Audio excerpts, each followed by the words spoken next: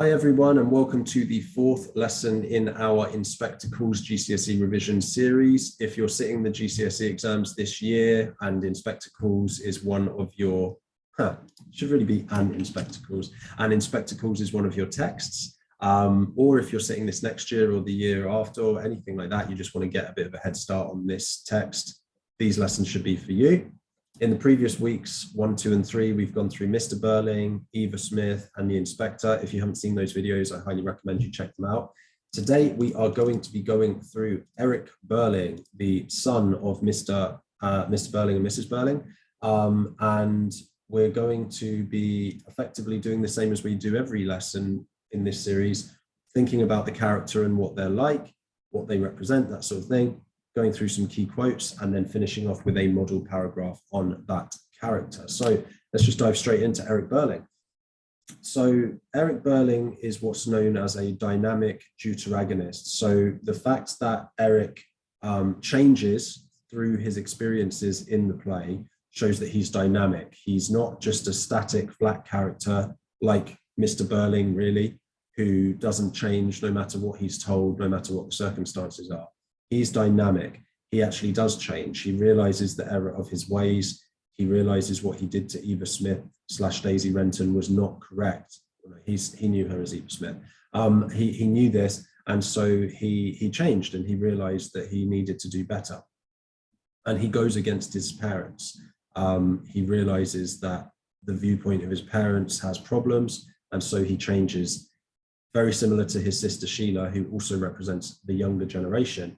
And I think that why J.B. Priestley creates this, this sort of hope in the younger generation is because he believed that the younger generation would learn from some of the mistakes of their parents and actually bring out a better world overall. And unfortunately, you know, from 1912, when this was set, through to 1945, when it was actually written and performed, the world changed a huge amount, arguably for the worse, or certainly for the worse, based on how many millions were killed in World War I and World War II. But then eventually, post-1945, as Europe was rebuilding itself, and the world was rebuilding itself, you do get this sense that there were some improvements being made. So there is some hope moving forwards. So he also arguably he is a redemption arc. What that means is that he has made mistakes, but he tries to redeem himself from those mistakes. You know, if you learn from a mistake and you show that you've learned from a mistake in a play or a text or film, movie, whatever, TV show, that's called a redemption arc. So he is redeemed in the sense that he realizes what he did to Eva was wrong, and he turns against it, and he starts to stand up for her. But there's also elements perhaps of growth and transformation in Eric. So Eric, he in some sense seems to transform from this upper class so-called gentleman, right, who drinks too much and doesn't really care about anyone but himself. And he's on the fast track to becoming a business owner himself. You know, his father, Arthur, forgot Arthur's name for a second. His father is eventually going to pass the family business down to Eric. That's the trajectory that he's on. But he doesn't want to be like his father. He seems to grow from it. So he's a redemption arc, but he's also somewhat of a growth arc. And you could push maybe that he's even a transformation arc. He is really not the same man at the end of the play that he was at the beginning. The other thing that's interesting about the younger generation is that, so Sheila and Eric particularly seem more willing to spend time with the working class and the middle class. They seem more open to getting rid of that class division, whereas Gerald, who we will talk about, who sort of represents sort of the middle ground between the younger generation and the older generation of Mr. and Mrs. Birling, he doesn't seem willing to fraternize with the enemy, so to speak. Like, he doesn't want to be anything to do with them. So it's quite interesting that the younger generation also mingle more between classes, because again, in the world of 1945, you know, 30 some years after this play is set, there was much more sort of freedom between the classes, not perfectly by any means, but much better, because if you've just fought in 2 world wars with someone, you're probably not that bothered about what class they are. You're probably more bothered that they saved your life that one day, or that you helped each other to keep Britain going that other time, right? So the whole mindset, pardon me, the whole mindset of the characters is totally different in the younger generation compared to the old. Okay, lots of quotes for Eric that we'll talk about, and then we'll do a model paragraph. So at the very beginning of the play, Sheila describes him as squiffy, and this has connotations of drunkenness. And I've just realized, I keep doing this, I'm so sorry. So we need to also just quickly talk about what Eric does in the play. I keep forgetting to do this, and someone commented on that, so apologies. So Eric is the son of Mr. and Mrs. Birling. He's in line to take over Birling Company in the future, which is this factory. He's an alcoholic, which that's what sparked me to remember. He's almost completely dependent on drink at this point. He goes out, he drinks far too much. He has met Eva Smith in the Palace Bar, which is where she prostituted herself when she didn't have a job. It's also where she met Gerald, but she called herself Daisy Renton at that point. And he bought her a few drinks. They were very drunk. Well, he was very drunk. She had had a few drinks. He forces himself back to her place, even though she didn't want him there. He impregnates her. She gets pregnant. And then she doesn't want him to marry her because she doesn't think it's a good match, but he steals money from his father to give her to try and provide a little bit. And then at the end, as I said, it's a redemption arc. So he realizes the error of his ways, the fact that what he did to her was terrible, terrible, terrible. And so he stands up for the working class, he defends them, and he stands up to his parents. So that's actually what Eric does in the play. So I should have told you that, my bad. At the beginning, he is squiffy, so that has connotations of drunkenness. Another quote, I've got loads of quotes already, but another quote that I'd like to put in actually is half shy, half assertive. So again, at the very beginning of the play, you've got this juxtaposition within his character, this fact that he doesn't really know how to be or how to act in the world. And so that is there in this beginning description of Eric. And as I said, that he slowly grows and he is redeemed. He has quite a misogynistic way of talking about women at certain times. So he calls the women of the town fat old tarts. So this is very insulting language, a little bit misogynistic, really. And just, again, points to the viewpoint that he has early on in the play and about other people. It's not good. It's very, not only wrong, but childish as well, and just terrible. So again, we get quite negative sort of descriptions of Eric to begin with, and the way that he is. He's drunk, he's confused about life, he's sort of, just a bit of a mess, really. His whole manner of handling the decanter. So at several points, Eric pours himself a drink, and the fact this is symbolism and subtext, the fact that he is able to pick up a decanter is like a fancy bottle for whiskey and bourbon and things like that. So the fact that he can pick it up and very fluently pour himself a drink, and it shows that he's had lots of practice, points again to his alcoholism. So the decanter is a symbol of his alcoholism, and the fact that he can handle the decanter well is subtextually saying that he is, or implied, implicit meaning, that he is very used to drinking a lot. So Eric is standing just inside the room and the others are staring at him. There's this drama to Eric at certain times in the play. So this bit is as he is about to be interrogated, and this sort of dramatic re-entrance, because Eric goes out at one point for a while, just points to the fact that he's an important character, and his interrogation will be it's the final interrogation. So in some ways it's builds up to Eric's terrible crime of literally sexually assaulting, really raping Eva Smith. it's the climax of the worst things really that any of them have done to her, because Mr. Birling has taken away her livelihood. Sheila has taken away her livelihood and arguably her dignity. Gerald has used her for his own pleasure.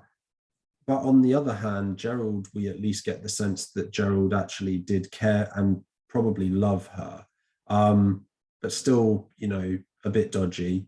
Mrs. Birling has used her as a pawn in her little game of Thrones, like the charity work. She doesn't like her.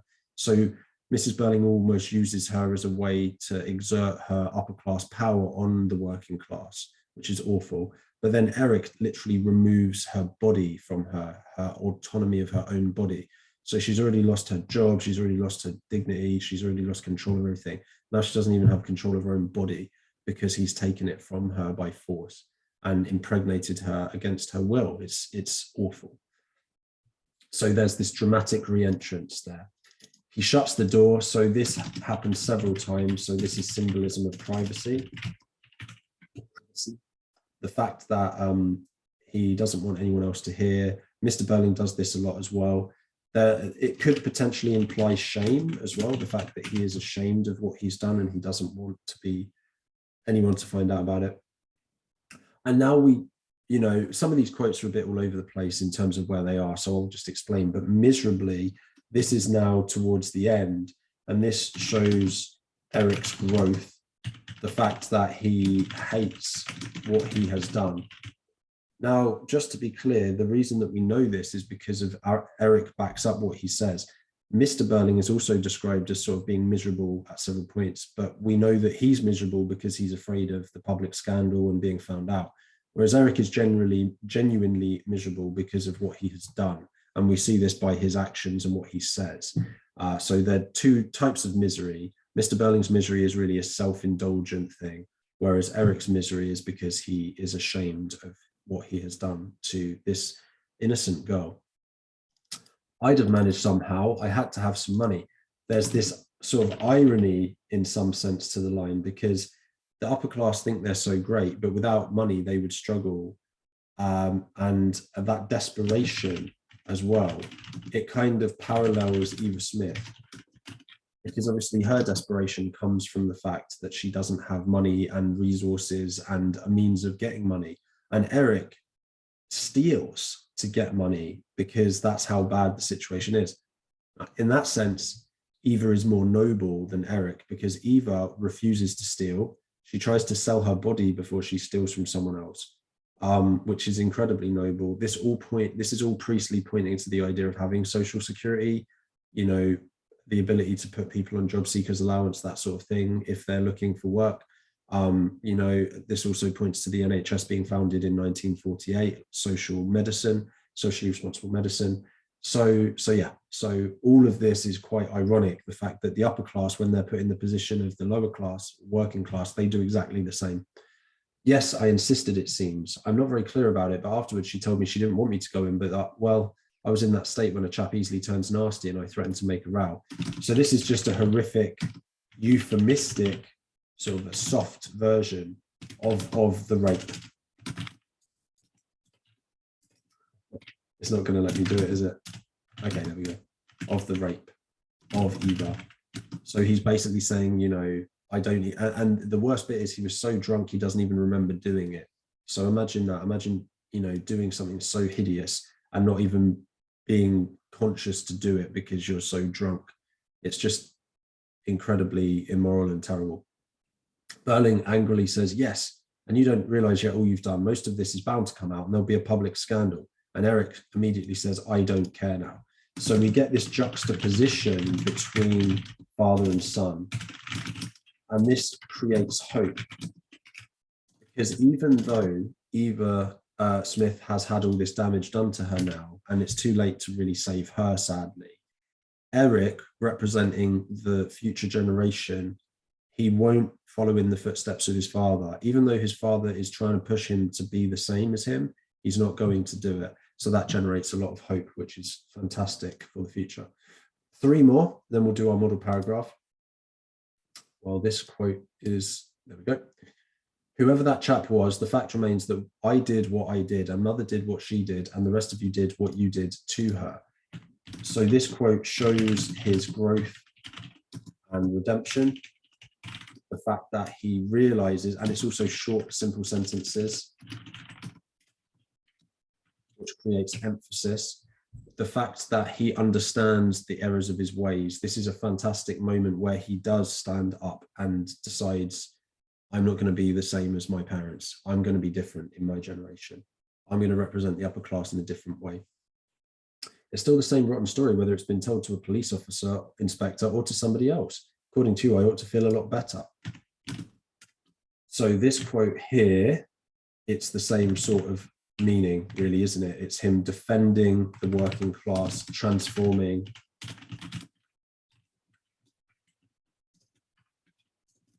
into more socially responsible.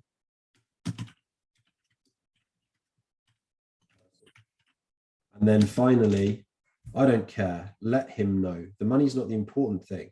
It's what happened to the girl, what we all did to her that matters. And I still feel the same about it. And that's why I don't feel like sitting down and having a nice, cozy talk. So again, it's like very strong language, firm tone, defense of upper working class. So there you go. There's some good quotes for Eric. Now, as usual, we're going to do a paragraph. So how is Eric Birling presented? Eric Birling. We're going to think about why he's a significant character. We're going to do that same thing that we always do: point, evidence, technique, explain, reader response, context. Now, I've put it like that. Just remember, quite often, evidence, technique, explain might be done twice. So we might do 2 bits of evidence, 2 techniques, 2 explanations of how they prove our point. Then we'll try and do some reader response. That's often embedded in, and then a little bit of context as well. So one of the most significant ways that Eric is used in the play is as a character who is redeemed from their mistakes. Now, unusually, I'm actually going to write a section that I don't want to forget before I keep going.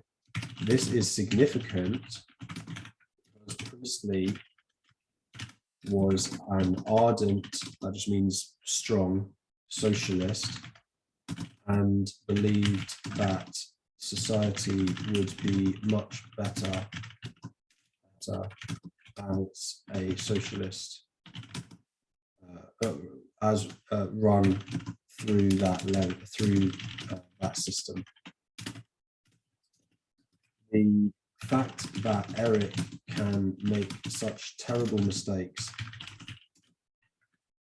but then be redeemed by learning from them, encourages the audience of 1945 to embrace socialism or social responsibility more, which was evident in the 1948 creation of the NHS, the first socially responsible medicine.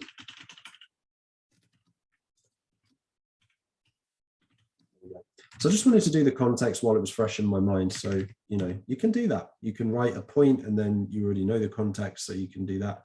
I don't always recommend that, but there you go. So we see that he is redeemed. We see this redemption since at first, Eric is described with the juxtaposition of half shy, half assertive, which implies to the audience that Eric doesn't really know how to fit into the world around him, perhaps explaining some of the reason as to why he committed such crime.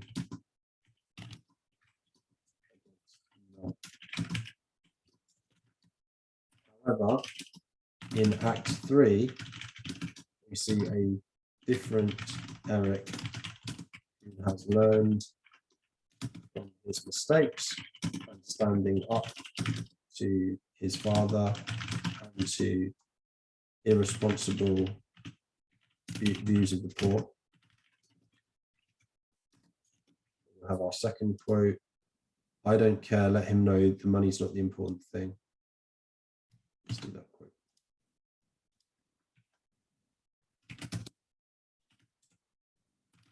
Use of imperatives and short sentences shows the strength of Eric's tone of voice as he now stands up for those he once abused and mistreated. As the reader, we feel some level of forgiveness to Eric, although we don't condone the terrible actions he did. And then this is significant because Priestley was an ardent socialist and believed that society would be much better run through socialism and so on and so on, the bit that I've already read to you. There we go. So there is a model paragraph for Eric, thinking about how he is a redeemed character and how that links to the socialist sort of views of the playwright. I hope that was helpful. If you liked the video, please give it a thumbs up. If you have any questions, comments, concerns, grievances, then feel free to comment them down below. I will see you in the next one.